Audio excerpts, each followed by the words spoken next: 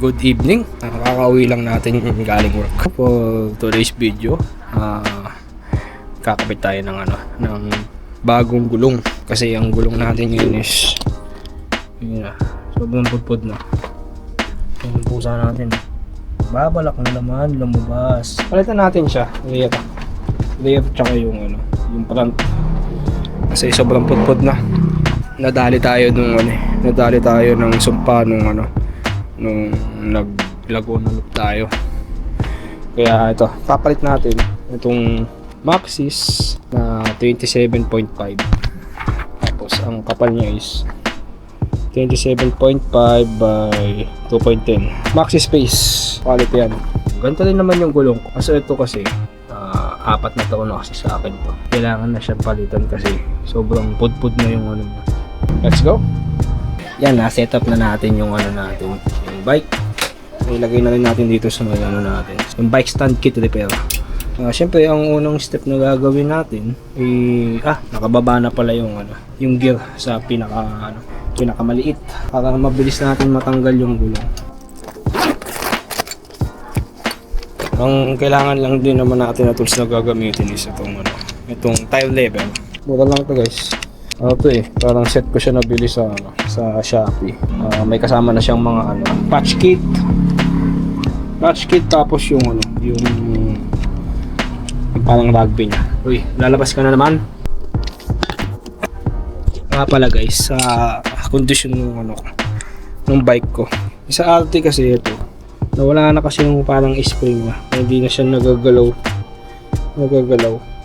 Kaya ginagawa ko, niluluwagan ko to. Konting luwag lang itong part nito. Yung sa may goat link. Counterclockwise na konti. Yan. Magkasama ko na lang siya ng play. Yan. Ewan ko, kasi nung binili ko to, ganyan na yan. Matagal na sa akin yan. Yan. Tanggal na natin yung pakita ko sa inyo yung sobrang niya. Yan. Pudpud na. Yan, kailangan ng palitan. Kasi takaw flat na to guys. Kaya kailangan ng palitan. Sabay ko na pala tatanggalin. Pati itong sa front. Tatanggalin ko na din. Para all goods.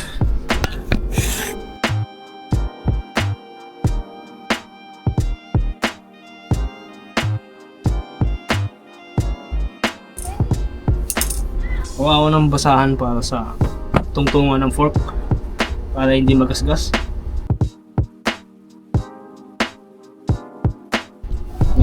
Itsura ng bike natin ngayon. Itong rear wheel natin, okay pa naman. Hindi pa naman siya ganun ka pudpud. Okay pa to. Pero papaladan natin. Kasi ipapamana natin to ay bossing mods. Yun.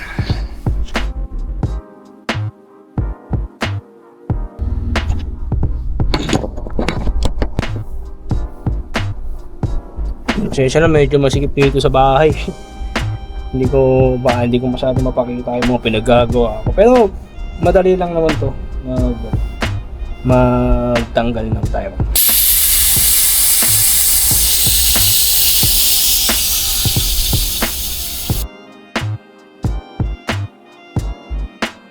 Yan, bakasan lang natin yung hangin.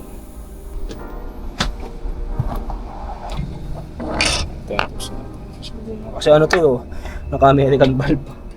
Tapos yung isa naka-Presta.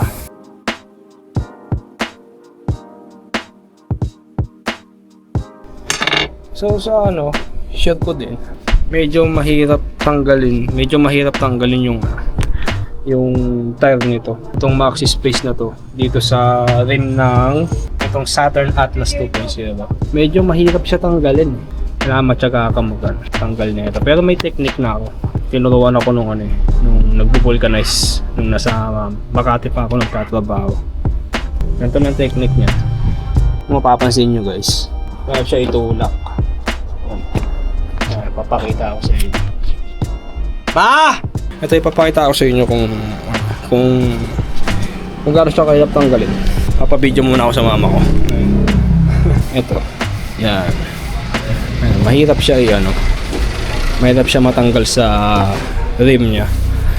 Kaya ginagawa kong technique, kada ikot pinupush ko siya. Yan, para matanggal. Kasi sobrang tigas niyan pag isang part lang yung ipupush ninyo. Hilutin mo lang, tapos pwede mo na siyang itulak na. Yan, hanggang sa lumabas siya. Yan, na, tanggal na. Yan. Tapos nagamit na tayo nitong tire level para matanggal natin yung gulong.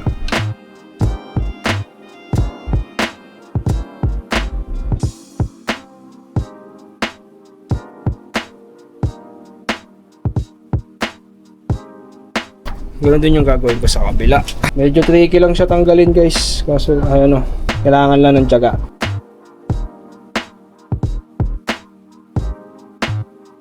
Yun, natanggal na natin yung front wheel. Nga pala, guys, hindi ko napansin, luma na pala tong itong rim tape ko. Kapit na natin yung bagong gulong. Nga pala, guys, ang hubs natin is Maxon Stoke 1.0. Sakto lang, budget meal lang na hubs. Tapos yung ginamit ko na spokes is weapon spokes na 27.5. Tapos itong itong rim natin is double wall Saturn Atlas 2.0. Nabili ko to kay Sir Rancid sa Taguig. Ayan, ilalagay ko na lang yung shop niya diyan sa yung page niya sa Facebook. Solid. Tagal ko to napagawa sa kanya nung 2021 yata. Hindi ko na maalala. Sir Rancid, shout out sa'yo. Buhay pa rin yung binili kong rim sa'yo. Tapos yung nag-build nito, Sir Rapi. Ko na rin dito sa sa screen ko para kung gusto niyo magpagawa sa kanya, pwede kayong mag-chat, pwede kayong mag-direct message sa kanya. Solid nito, guys. Hindi pa napuputol yung spokes nito simula nung ginawa niya to. Solid gumawa si Master Rapi. Yan, ikabit na natin yung wheels natin. So ayun, guys, pagkabit ng wheels, meron dito palatandaan yung arrow niya. Teka, hanapin natin yung arrow. Ayun, mababasa nyo may siya, may nakalagay na yung rotation. So dapat ang pwesto niyan is na ganun, pag ganun siya, papunta pa ganun. May kita nyo rin dito sa mga knobs niya, nakaturo siya pa ganun. Hindi pwedeng pa ganyan. Baka yung andar niya patras. Ayan, ito, titignan nyo palagi yung gilid ng gulong ninyo. Ayan, titignan nyo palagi yung gilid ng gulong kung saan siya nakatutok. Tapos doon mo siya ipipwesto sa yan, ganyan ang pwesto niya. Yan. Yan, di bale yung disc brake nandun sa kanan. Ito yung isang palatandaan na kailangan yung tandaan. Yung araw ng gulong, dapat naka forward. Ay, kapit na natin.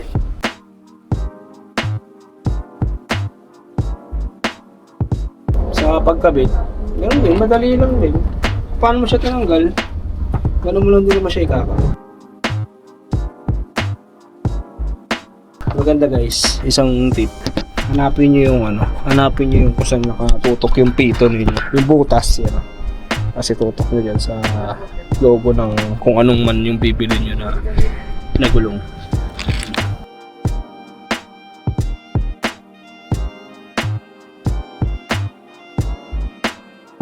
Nailagay na natin. So ikakabit na natin tong inner tube.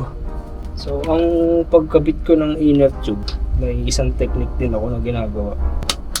Naka-American valve pa yung ito pang bomba ko. Baliktad lang natin. Gawin natin siyang pang Presta valve.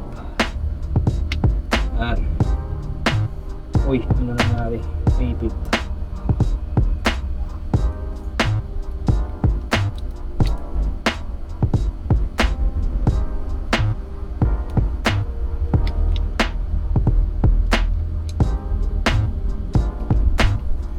Bago ako, hinahanginan ko muna bago ko siya ilagay dun sa loob ng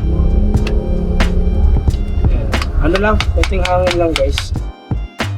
Para kaya ginagawa tong gantong procedure para hindi siya matupi habang nilalagay mo sa loob yung interior mo.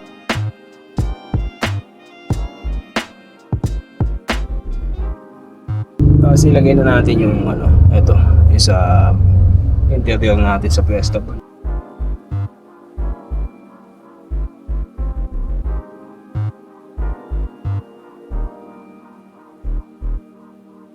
So ito, sisikwatin na natin yung niya. Dahil para pumasok yung tube.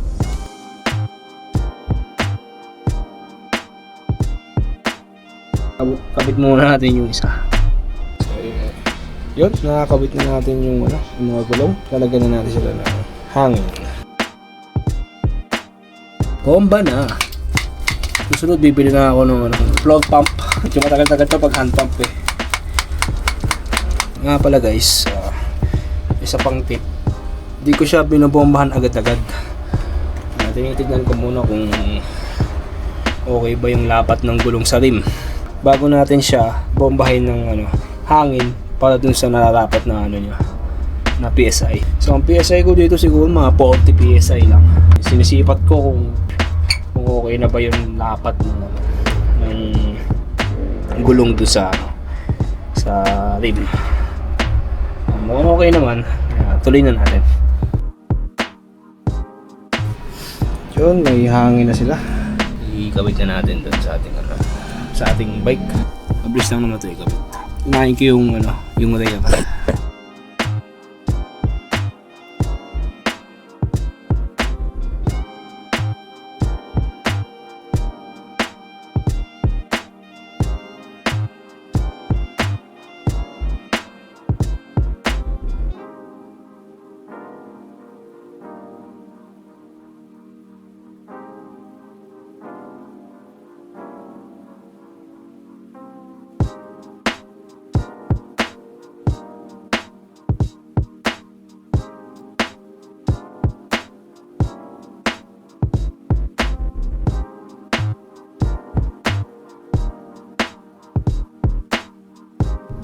Yung likod naman, kabit natin.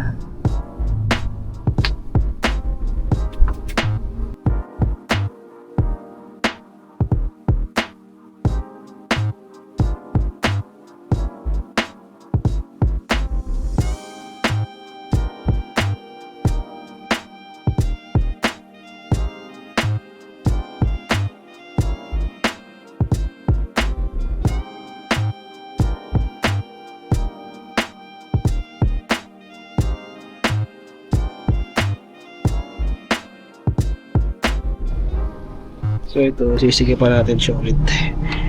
Nabreak natin siya sa dating niya.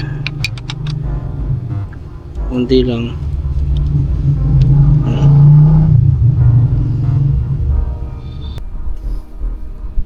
Sa pagsikip naman ng skewer, sakto lang. Yung masisikapan nyo lang. Okay na siya ulit, bago na yung gulong natin. Pwede, sarap na ulit magbike. Testing nga rin sa labas.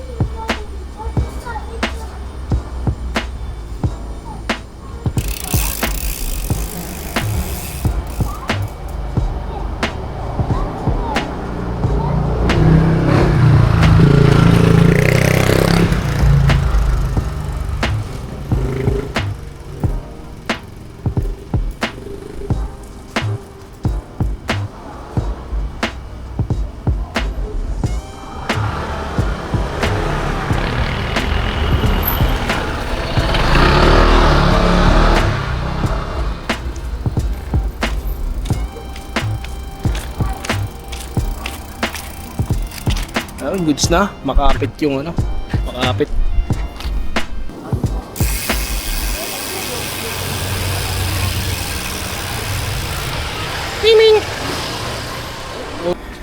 So yun, na-testing natin yung ano, yung gulong.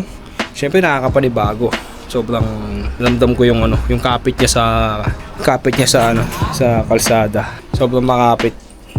Quality talaga tong ano, Maxi Space. Budget na. Quality pa. Actually itong dati ko ano to tumagal din talaga sa akin. Pero syempre kailangan magpalit. Baka matatad tayo ng plat sa ano, sa kalsada.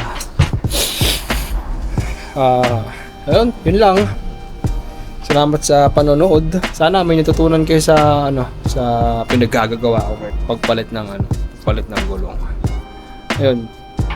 Isa to sa mga kailangan na matutunan natin bilang isang cyclist. Kailangan mangunan tayo ng mga basic repair. Kagaya niya pagpalit ng gulong, pagpalit ng mga interior. Kailangan talaga makabisado natin. Hindi man lahat, yung pinaka-basic lang na pinakamahalaga. Kagaya niya pag naplatan tayo, tayo magpalit ng interior natin. So yun, magandang gabi sa lahat. Salamat sa panonood. Kita-kita na lang tayo sa another bike vlog. Nga pala, yung video natin sa bike vlog natin sa Sierra Madre Loop at yung Laguna Loop, post editing pa, upload ko na lang pagkatapos. Yun, thank you. Meow meow.